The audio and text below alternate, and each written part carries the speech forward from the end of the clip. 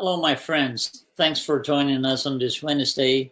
As you know, we do this program, Spiritism, a closer look through Kardec Radio, and we are here every Wednesday at 7 p.m. Eastern Time. I'm Luiz Lima, and broadcasting from Orlando, I will be your host for tonight. Tonight, we are going to take a look at euthanasia. Euthanasia is one of these complicated and complex, I would say, topics in any society, in any group of people, because everybody has a different opinion. There is no consensus. So there is no common ground. It's basically your opinion against somebody else's opinion, against mine, and so on and so on. So it's one of these topics in any society that is highly debated, argued, and so on. So let's take an initial look. Let's take an initial look at definitions. Let's see what we understand, how we understand euthanasia. So from Wikipedia, euthanasia is a practice of intentionally ending life to eliminate pain and suffering. Very simple, straightforward definition. Definition from the Webster's Dictionary. The act or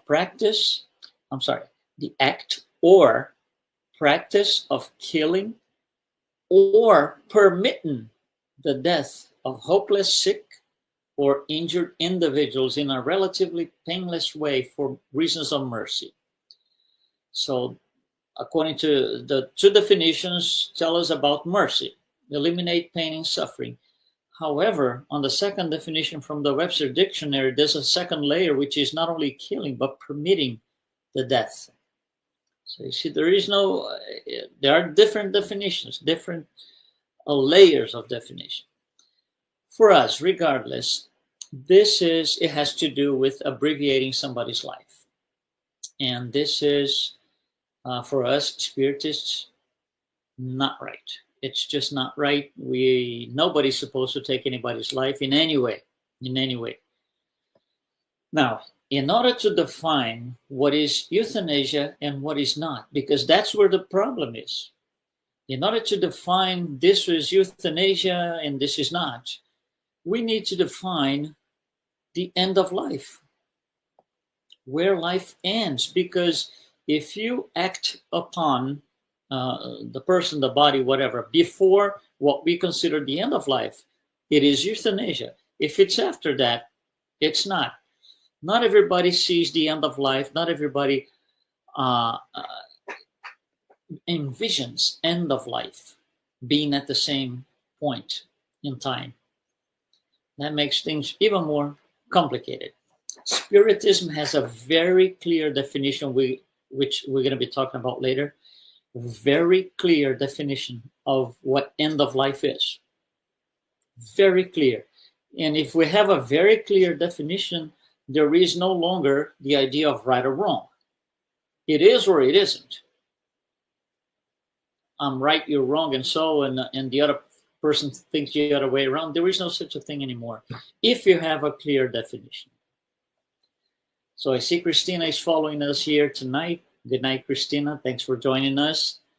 So let's keep going here. And why is there such a thing as euthanasia in our society, in countries? Why? Several reasons. Different reasons. One of them, medical reasons. For example, somebody is really, signaling the end of life in a hospital or something. The medical team, right, the nurses and medical doctors, and so they know it's happening, and out of compassion, because they think they're doing a good thing, to avoid and prolonging the suffering of that person. So in order to, not let them suffer any longer, they will consider, and at times do, perform the euthanasia. So medical reasons is one of the, we're not saying right or wrong so far. We are just enumerating reasons why euthanasia, happens. So number one, medical reasons. Number two, for example, a person in a vegetative state or condition that we can't tell if the person is still conscient, if conscience is even a thing taking place in the event. So yeah, euthanasia is considered.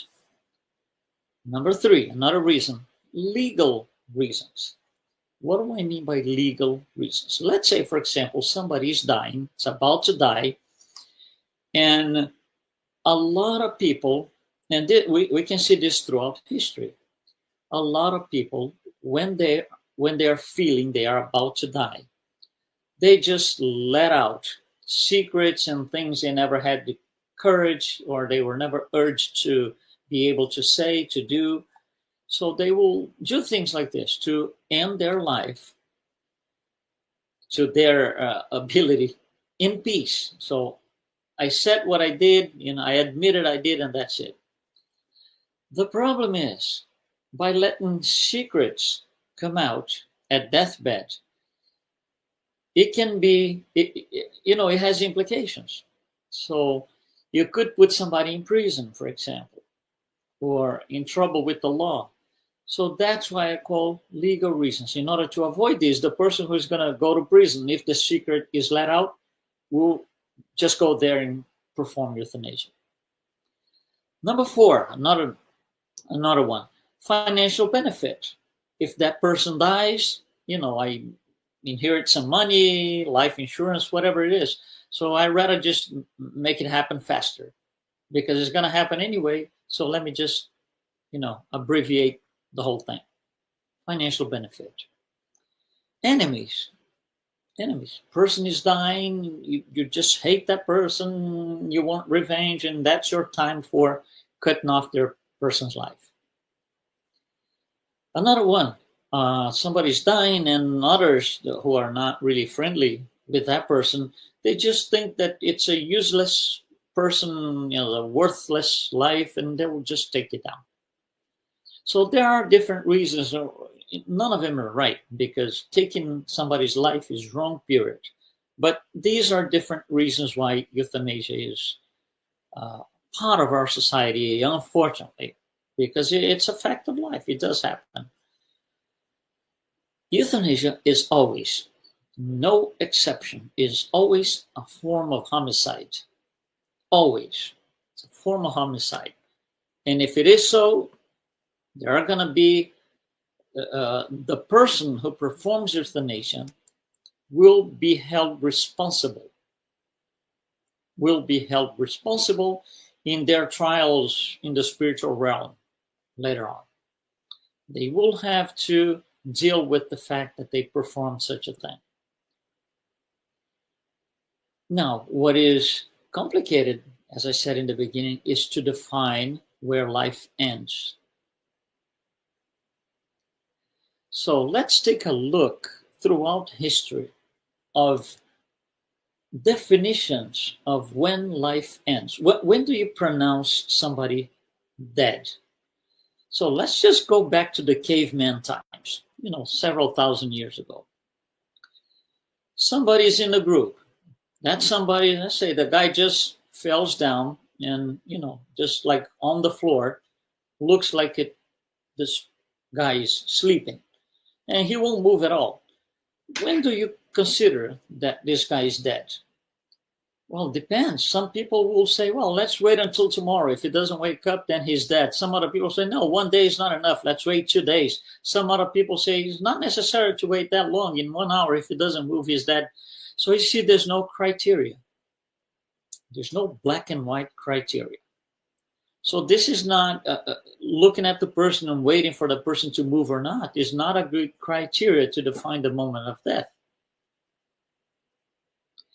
Later on in time, we found out that there's such a thing as heartbeat. We're still in the caveman times, all the way back in the past. So when somebody, just falls on the floor. Now it's all, it won't move. So what we can do is put our ear towards the chest of that person and see if we hear a heartbeat. So if you hear those tum, tum, tum, you know the person is alive. When you don't hear anymore, for you, that person is dead. And then you tell your colleagues around, no, this guy is dead. Somebody else will come over and say, let me check myself. So they put their ear against the chest of the presumed dead person, and they will say, no, but I still hear very, very, very, a low noise, but I still hear the beat. So that's not a black and white form of stating the person is dead, because it depends on the ability that each one of us have on our ears. Some people hear more than others. Depends on the environment. You can have a lot of noise in the environment around. So it's not a good criteria. Then later on with time, we invented something much, much, much better and precise, supposedly the stethoscope. Stethoscope, you put it's the same thing as putting the ear on the chest, but it's not really the ear. It's an instrument that has a lot more, it captures sound in a much more, I would say, accurate way. But still, it depends on the ability of the ears of the person who's got the stethoscope. I can say, yeah, I still hear it. I still hear the stethoscope is on the guy's chest. And I'll say, at one point, I'll say, stop. That's it. This guy's dead. Somebody else picks the same stethoscope and they will say, no, but I still hear it. So it's not a good criteria. We can't use that to define death. Later on with time, we found out that we can use technology to attach our knowledge to the medical field. Then we invented the electrocardiogram, ECG, in which it's still the same thing. You're still looking for heartbeat. However, you're not, the organ that you sense, or this sensory organ that you're going to use to see if the guy's dead, is no longer your ears on the chest. It's your vision on a piece of paper, and a pen will start making movements. When the movements stop, when you don't see it, now you're using your ears, when you don't see the movements anymore, you say this guy's dead. Then somebody else comes in and has a much more accurate, for example, vision 20/20. He will say, no, but the thing is still moving a little bit, but it's still moving. So it's not a good criteria, because it depends on the person who is watching the pen on the paper. Then later on, we invented the electroencephalogram, EEG. That's much more precise in terms of, we found out that even when the heart stops beating, the brain is still working. The brain is still generating activity. So instead of putting the electrodes on the chest, we are going to put the electrodes on the head to pick up brain activity.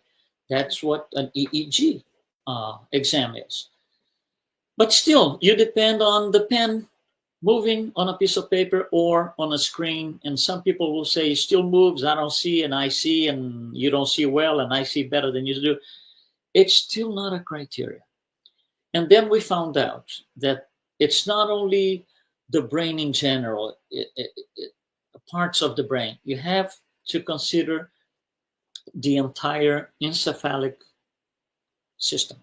And that's where we are today. For you to write a death certificate, the criteria is encephalic death. That's it. When there's no activity whatsoever on the monitor, is flatlined, that's it. Then you can sign off on a death certificate. Then you're ready to do this. There's no activity. So let's start, the process of, taking the body out and taking somewhere else. And so then suddenly the guy wakes up, comes back, start talking, and say, oh, I see this, I saw this happening. The medical doctor told this to the nurse, and the nurse told this to the anesthetist, and the lights went this way and that way, and you did this, and you were wearing such a cloth. Unbelievable. It's called near-death experience. So what was this whole thing about writing the death certificate after encephalic death? NDE, near-death experience, destroys that idea. The concept of NDE destroys the idea of encephalic death. So what do we do in terms of the medical profession? What do we do? You see, that's where things get complicated, because for all purposes, we go by what science says. And science says it's encephalic death, but not necessarily. Science can no longer see a point further in time where the person would still be alive, and then there's a point beyond that encephalic death that is the point. That is where the death certificate can be written. There is no such a thing. Spiritism explains that very easily. The spirit undergoes suffering and pain to offset the wrongdoings of the past. That's why we all in life, we suffer and we feel pain, moral pain, because of the wrongdoings of the past. So we are here to offset. Death or dying, the dying process, is part of the offset. Infirmities are part of the cure of the soul. So if the process is still ongoing, so if the offset process is interrupted, what happens to the dying person? The spirit did not have the opportunity to finish that off. So you will have to go through the same thing again on a future life, on a future opportunity. Is it fun? No.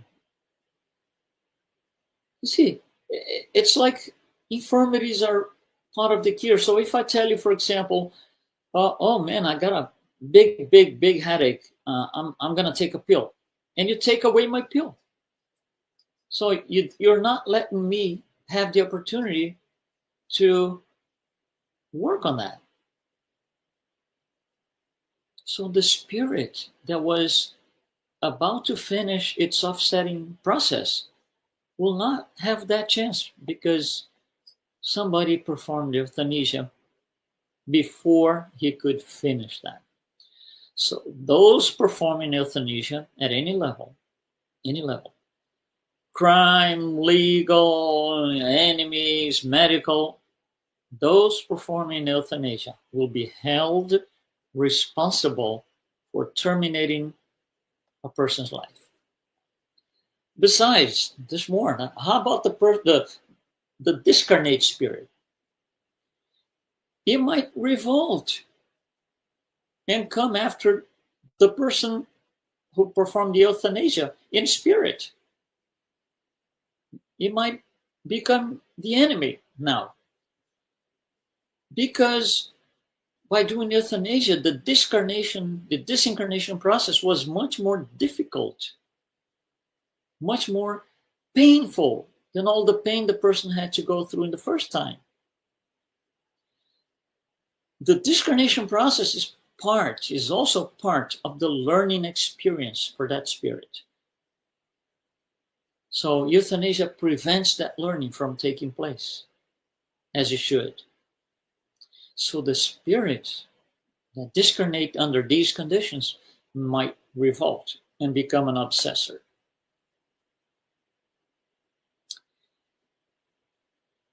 In this book here, Workers of the Life Eternal, there is a story, a very interesting story, which I mentioned here before on our program. It's a discarnation of a guy.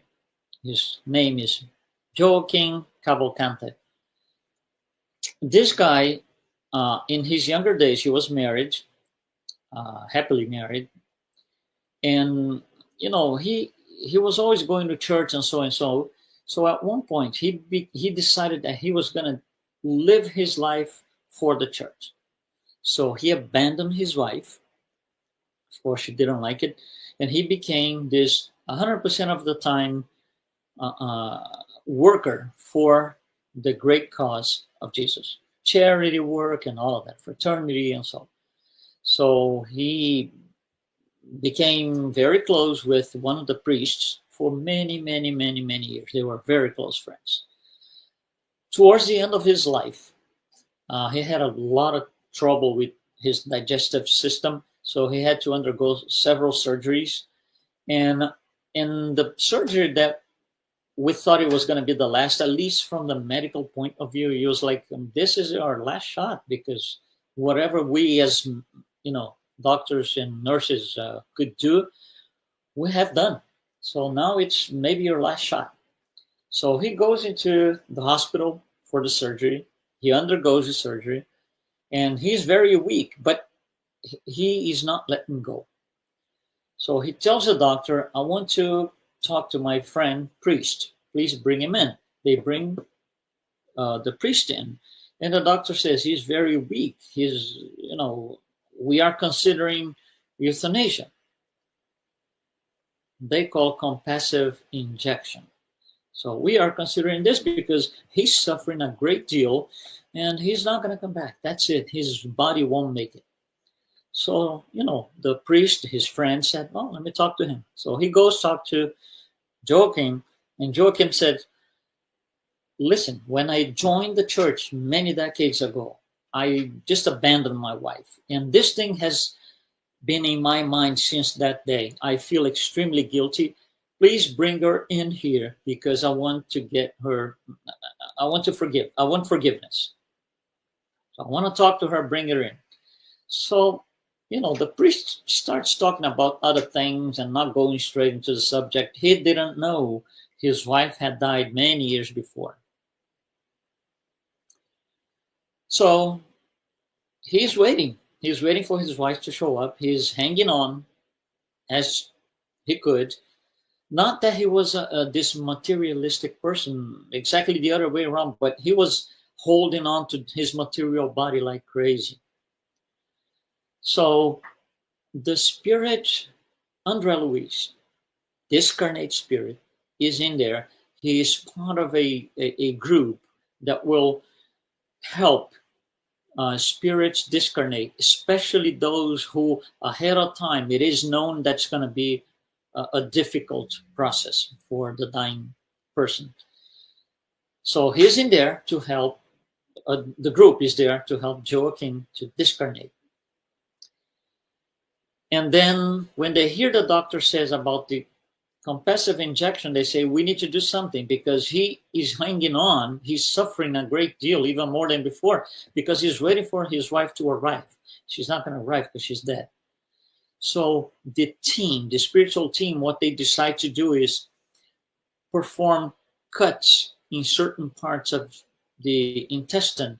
So he would bleed because of those cuts, and he would defy a little more. When that's the general idea. When this happens, he will be less able, per se. It's going to be a lot more difficult for him to hang on. So he's going to expand his perispirit. He's going to, detach a little bit more. So we can bring her, and he's going to be closer to the spirit world. And then we bring his wife in. He gets his forgiveness in spirit, but he won't be able to tell. And then he will come back, and then he can go. Because supposedly, for all purposes, he was excused by his wife. Well, that's the idea. So when he gets worse, because the spiritual team makes these cuts in the intestine, he really gets worse, which is the objective. So the doctor say, now it's time for the compassive injection. He applies, he gives the injection. Well, that demonstrates the problem. Because he was not dead. And what is death for Spiritism? Is when the perispirit disconnects from the body. At that point, such a thing had not yet happened. The perispirit was still connected to the body. So it was euthanasia. Yes, compassive. I'm not going to say the doctor was a bad guy. That's not the point. That's beside the point. But yes, he still had the perispirit attached. So it was euthanasia. And when that happens, because it was something that he wasn't ready for it, his spirit now has a lot of trouble and can no longer control the cells in the body. So he suffers as a spirit a lot more. And from that point on, which should take him maybe 5 or 10 minutes to die for good, it took him 20 hours. So it's a nice story. And the book has other stories like this. It illustrates the inability that we have to know when life ends. Why? Because again, the black and white definition of Spiritism, life ends when the perispirit disconnects from the body. Next question, how do I know? Answer, we don't. We would have to have equipment, technology, some sort of exam, a lab exam or something, whatever, a scan or some sort of super MRI that detects the connection or not between the perispirit and the body. That would be the only way to perform things right. So we have to kind of risk. Let's take a risk. This person can be in a vegetative state, and the perispirit might be disconnected. You're taking a risk because you don't know. Now, there are a few cases where the person does not tolerate the suffering anymore, and they ask for euthanasia. So they ask family members, medical team, just apply the compassive injection. By Spiritism definition of euthanasia and end of life, this is suicide. This is suicide. So suicide doesn't mean you have to be in your 20s or 30s and 40s. No, you can be 3 minutes or 3 seconds away from getting the perispirit disconnected. If you end life before that, it's still euthanasia. If you ask that for yourself, suicide. So the spirit that asks for euthanasia for himself, herself, will bear responsibility just as much as if he had committed suicide as a person who goes to the top of the building and just jumps. It's the same thing from the spiritual point of view. There are moral consequences for those who perform euthanasia, regardless of their intentions. Because euthanasia equals taking lives. Taking lives from the eyes of God is criminal, regardless of country, law, anything else. Thank you so very much for participating with us tonight. Spiritism, A Closer Look will be back here on Kardec Radio next Wednesday at 7 p.m. Eastern Time. Thank you very much.